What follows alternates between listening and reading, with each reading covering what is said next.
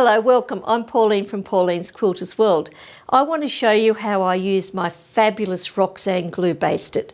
Love this stuff. So let's get started and show you some of the things you can do with this fabulous product. Now, to tell you a little bit about the glue, it is water-based.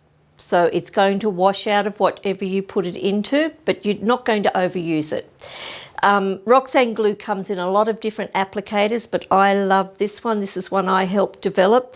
It has a double-ended applicator. It's got the fine end, and then at the other end, it has a sponge. So it's going to spread the glue out further. I kind of wanted something that was a bit easier than the hard squeezy bottle, because when I do my quilts, Quilt As You Go, I didn't want to have to stand there squeezing that bottle all the time. This one, it just drops out. It's very soft plastic, so it's very easy to use. So I'm going to do some applique. You can see we've got appliques on this quilt here. When we've made this quilt, it's one of my Quilt As You Go quilts. We quilted the background first, then we glued the shapes in place, and then we stitched them. So I've got some shapes cut out here. So all I do is go to the back, I'm going to use the small end, and we only need very, very small dots. Now, I find using the glue for myself is much more efficient, easier, quicker, softer, all different sorts of things. It's much easier than using the double-sided fusible web. But if you choose to use fusible web, that is fantastic. So we can put that in place. Now, I can keep building up this design, putting more glue around the outside edge, put some in the middle, and I can position that.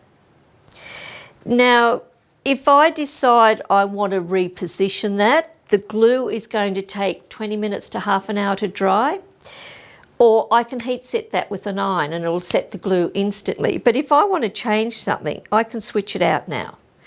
Now, I've got little glue dots here. I could get a damp cloth and just damp that glue out and it will disappear.